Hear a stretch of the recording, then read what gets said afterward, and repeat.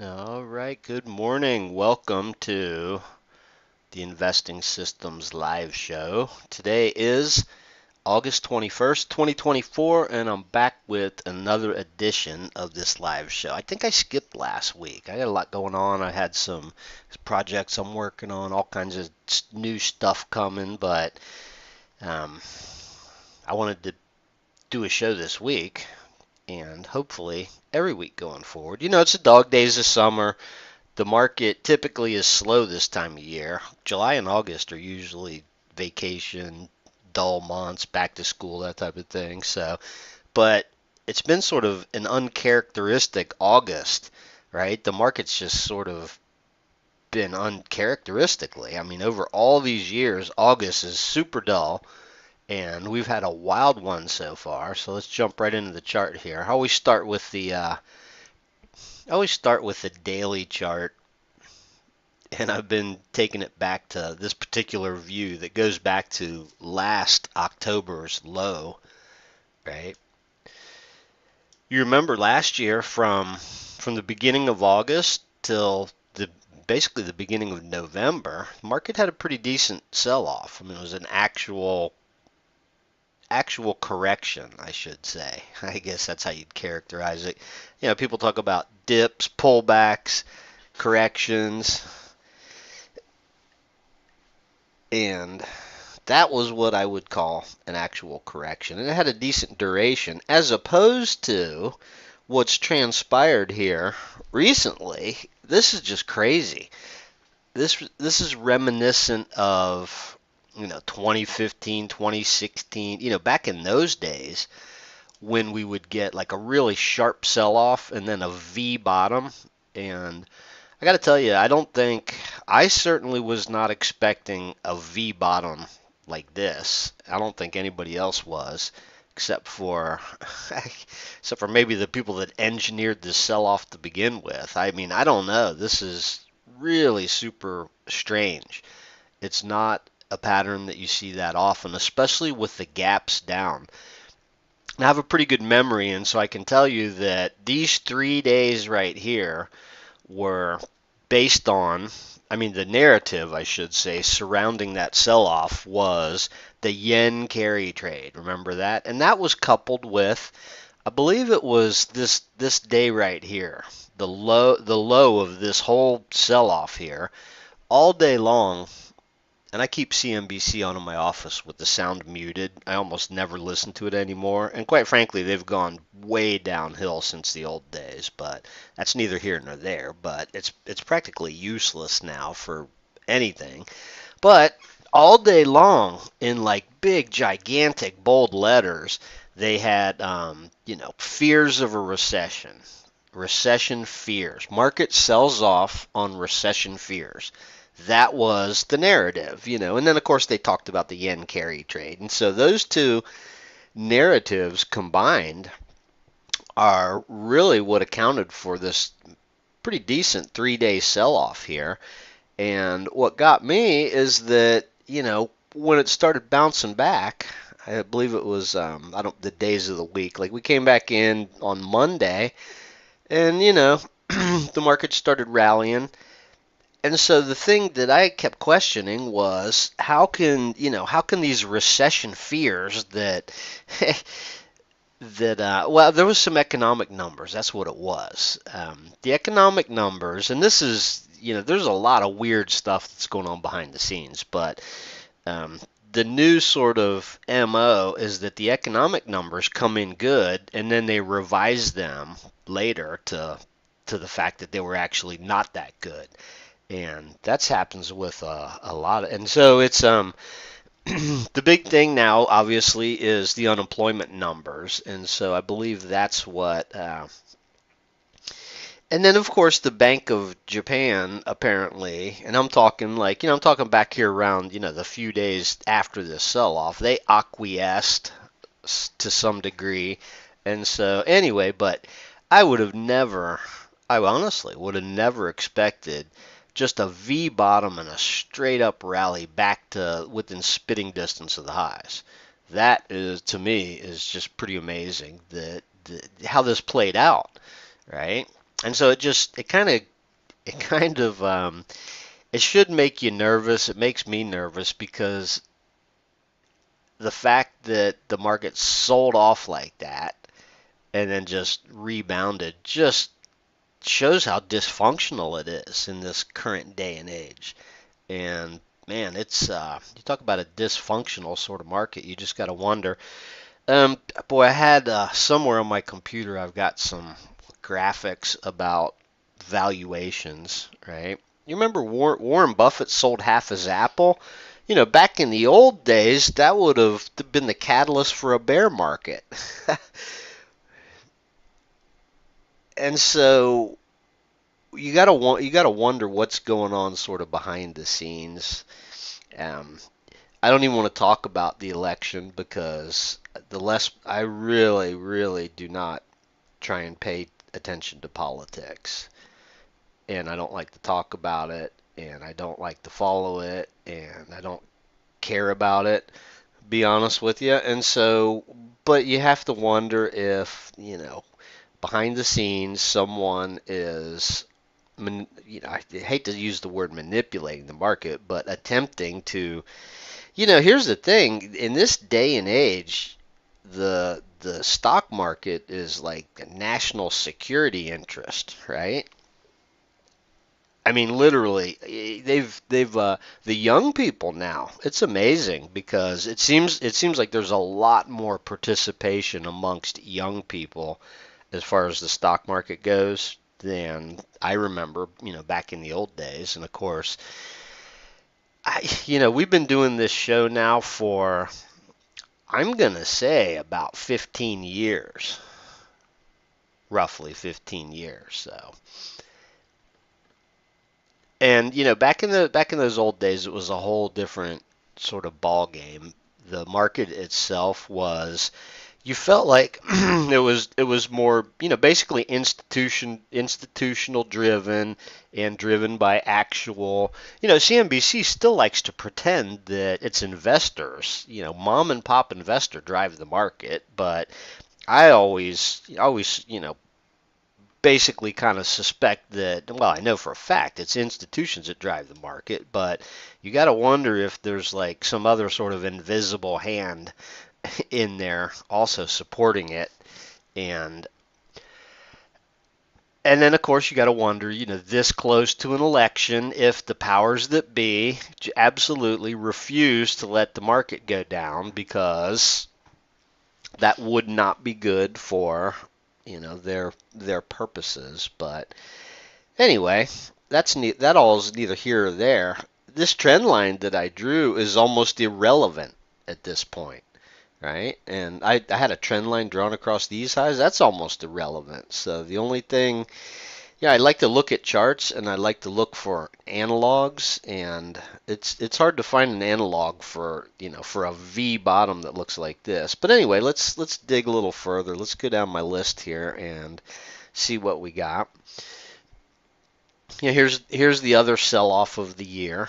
This was more of an orderly sell-off. These are actually kind of nice, sort of orderly sell-offs, and then the market crept back up, stalled out for a few days around the prior highs, and then retested that area of the breakout and all that. So with the V bottom like this, it makes it more difficult. You can't draw a trend line across these lows here, so it makes it more difficult to figure out, what may happen here. But I wanted to go back. Let me go back to this chart while I'm thinking about it. Let me move this stuff around a little bit. Yeah, so there we go. I was sort of staring at that and trying to figure out. There we go. So yeah, it looks like we're up against a little bit of resistance here. Look at all these up days in a row, right? That's pretty amazing.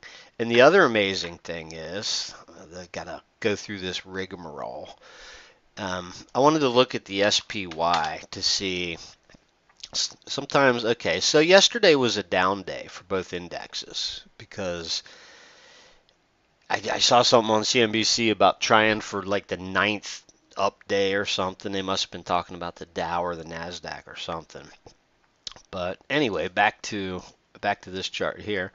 You know, V bottom sort of reversal and up against resistance, and literally like, 1 or 2 days away from the high.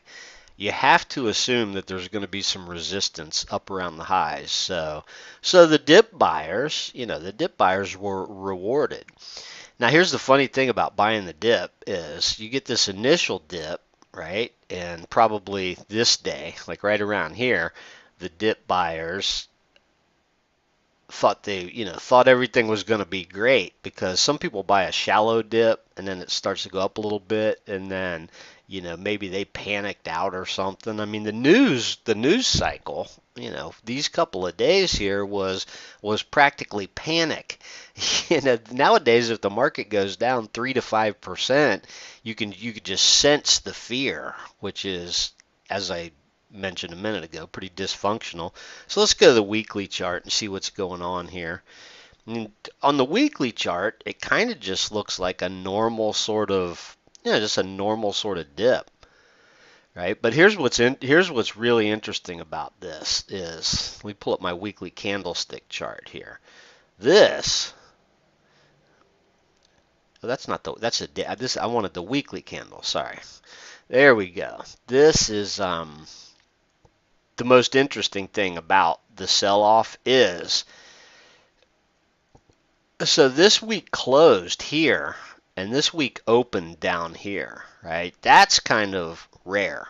That's rare and we've talked about this before, about how, you get a sell-off and then a gap down, and that's where the reversal happens, or you get, a big run up and a gap up, and then the market sells off. But anyway, what's crazy about this is when you look at the weekly candlestick chart, you can see how large that gap down was this particular week to open that Monday morning.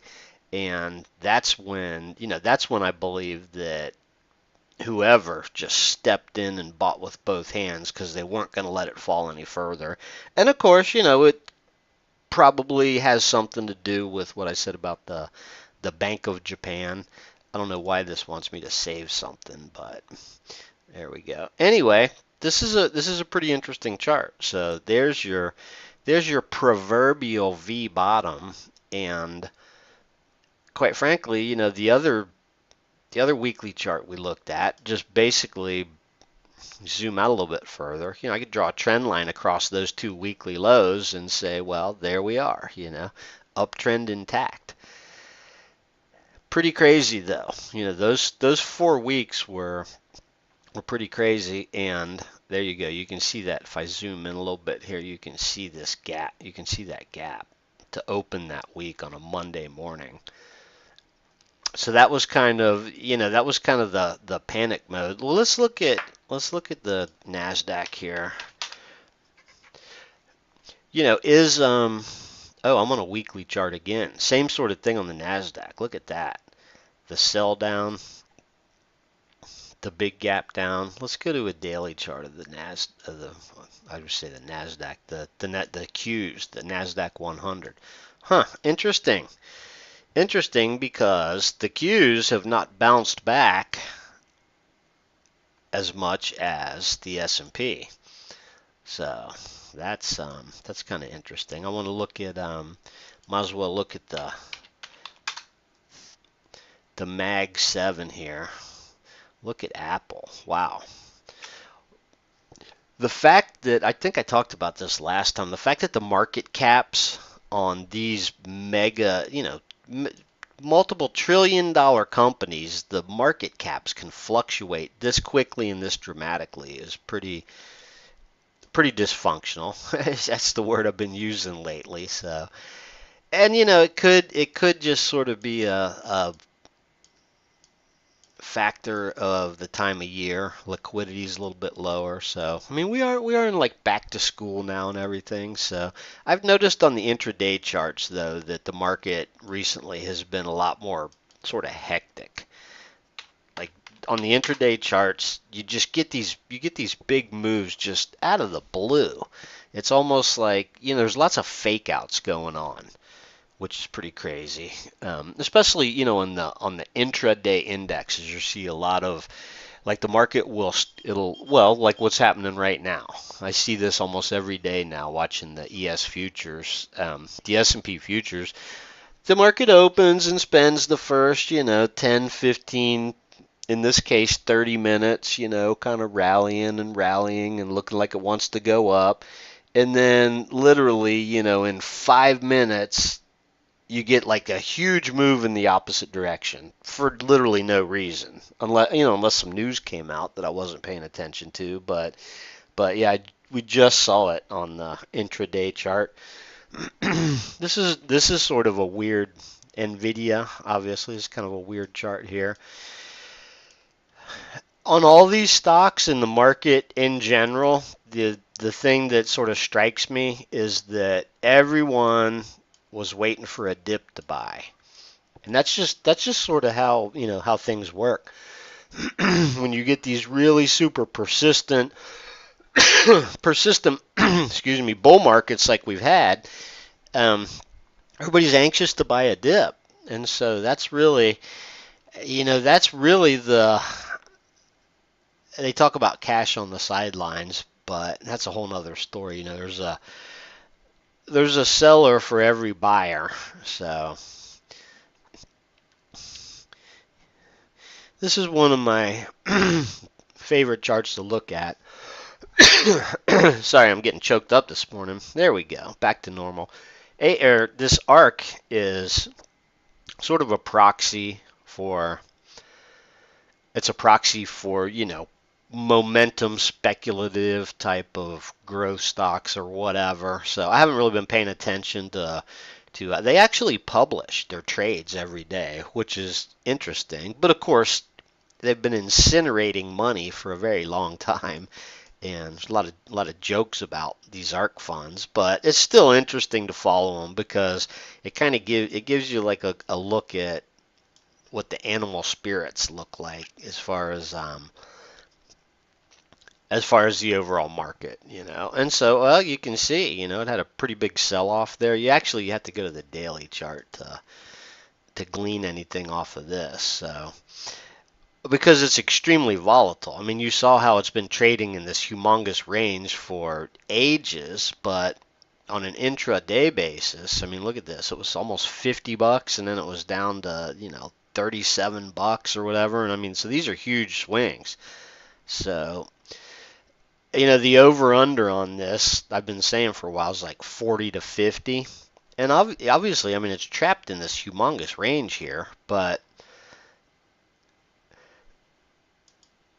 it's like this huge sort of bottoming pattern. If it ever actually breaks out of the upside of this, and I don't know what it's going to take for that to happen, to be honest with you, just because of I mean, look at the duration of this. We're going on, you know, 2.5 years of this being stuck in this box here. So anyway, it's just something that I keep an eye on here. I wanted to look at, let me just pull up the Dow, or the DIA, because I suppose that's the easiest way to. The Dow's right up here against the highs again, and actually, you know what? I look at this chart, and then it makes me want to look at the actual Dow to see. Yeah, very similar. It's tracking very well. So the Dow, of course. Oh, this is a weekly chart too here. Right up against the highs, but hey, boy, it kind of, you know, rallied up, lower high, big sell-off, and then it looks like it wants to make a lower high right here. So that's kind of interesting. I knew one of these charts would tell me something, but the market's really kind of going skitsy this morning. Like 5 minutes ago, I was talking about all, you know, big sell-off out of nowhere, and then it just reversed, and now it's rallying back up. So yeah, I think We're probably looking at, well, let's see, we got a couple more days this week, and then we got next week. These are probably going to, what I would say, be the dog days of summer, where you have a lot of erratic trading and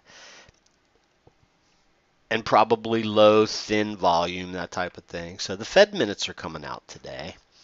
I wanted to look at Intel because the last time I did this show, oh yeah, look at that. What a disaster. So it's a good thing that the Dow is price weighted. And see, all these years I've never really put much in the Dow because of the fact that, I mean, literally, Intel could go to zero and it wouldn't make the Dow go down because the Dow's price weighted. And so now that this is, a $20 garbage Dow stock. So here's the whole thing about the Dow. If they had swapped out Nvidia for Intel, the Dow would be at 50, 60,000 right now. And so it's kind of arbitrary to begin with because 30 stocks can't possibly be representative of the entire market. And then the fact that it's price weighted, which almost makes no sense at all. Obviously, the S&P being market cap weighted makes a lot more sense. But the thing about that is that, you still end up with this thing where, back to the S&P, because this is what I call the market, is the S&P. You get 4 or 5 stocks are basically 25, 30% of this, right? So if you took the top 10 stocks, it's probably, the top 10 stocks is probably half the index. And so that's kind of, but it's constructed in a very brilliant way because of the market cap weighting. It's just basically, the way that market cap weighting affects it means that over long periods of time, the money that, the stocks where the money goes into that do well are going to weight it more, and that just makes it go up, right? That causes it to go up. So if you put $1 into the S&P now, you're basically, 25% of that's going into about 5 stocks. So, but whoever came up with those ideas a long time ago, market cap weighting obviously is the way to go. I'm really surprised that the Dow tracks so well. So here's what we want to look at is the Russell, because if you take the weekly Russell, for all these years, I was talking about how long we've been doing this. Years back, we used to always look at the Russell and call it basically a bellwether for like what the average stock is doing. It's hard to even talk about average stocks anymore, but it's 2,000 smaller stocks. But man, look at this. So, back here in 2021, several years ago, we're still bouncing around in those levels. I remember originally drawing a box in this area, and I've got it down here in my list here. There's my IWM. Yeah, there's my boxes from years back. I drew back in 2021. I drew this little box around here, and then I've been extending it ever since. So this is really an interesting chart. This is a humongous cup. I mean, a humongous cup. Let me go to a month. I want to go to a monthly chart just to see. Oh wow. Well, whoops. These charts are they're not my favorite charts, but look at that. I don't know, I couldn't tell you the last time that I looked at a monthly chart of the Russell, so my boxes are kind of in the way, but it's kind of interesting actually because, these cupping patterns are pretty powerful, and it's actually amazing to see. It's amazing to see, 1, 2, 3, almost 4 years, the Russell has formed this big giant cup, and someday, nothing happens quickly on a monthly chart, but man, someday if this thing were to break out and have a run like it did here. And I'll tell you what's really interesting about this chart is these 3 months right here, actually four. I don't want to delete my box off on there, but I suppose what I could do, well, I mean, it looks, you can still see what I'm talking about here. 1, 2, 3, in 4 months, this thing went from, down here, 150 to 225. So it happened quickly. That was incredible. And then it just went sideways. So it just goes to show you. I see that a lot with individual stocks. They make their big move like all at once. Over the years, stocks like, well, certain stocks spend, I remember, I don't even know what year it was, but here's a weekly chart. Microsoft. Way back, prior to all this, I remember Microsoft spent a lot of time just treading water and going sideways, not doing anything, and then, well, I suppose we could see it on a monthly chart. And then all of a sudden, it just takes off and makes its big move. Yeah, maybe it was back here. I don't know. It was probably, honestly, it was probably like back here. Whoops. Looks like I had some kind of weird issue with my streaming thing, but so, we were doing this show back here. And you can see there was, could have been 2011. It could have been any of the, probably the years I'm thinking of were probably 2010, 11, or 12, where it just really wasn't doing a whole lot. There we go. Could even been back here.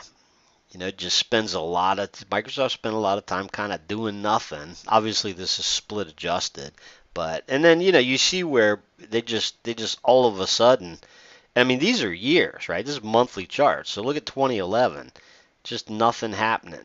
2012 popped up, came down, but then you go on these big runs, like all of a sudden out of the blue, it just take off, right? Pretty incredible, actually. Actually, it's quite amazing, but let me go back to daily chart here. Interestingly enough, this humongous sell-off we just saw, I don't want to say humongous, but it's a pretty significant sell-off we just saw in Microsoft. Look at how it didn't bounce back like the rest of the market. That's interesting in and of itself.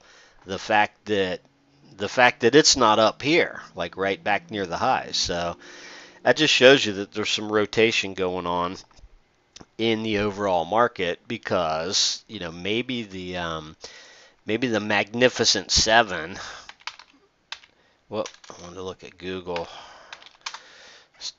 real quick. Look around. Yeah, there you go. So what this is telling me, like Microsoft and Google have not bounced back. Nvidia, yeah, it bounced back most of the way. Meta, Meta all the way up at the highs again. Well, that's interesting. So,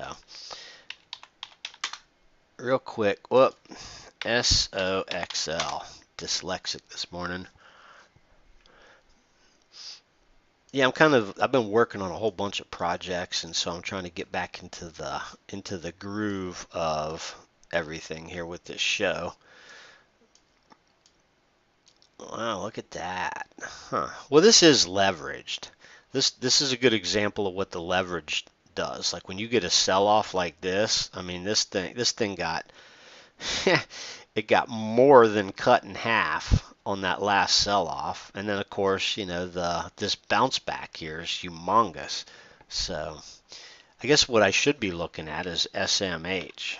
I don't know why I always gravitate when I want to look at the semiconductors. Yeah, this is basically what we want to look at here. So yes, we get about a 50% retracement in the semiconductors. So the fact that the market has rallied back towards the highs just tells me that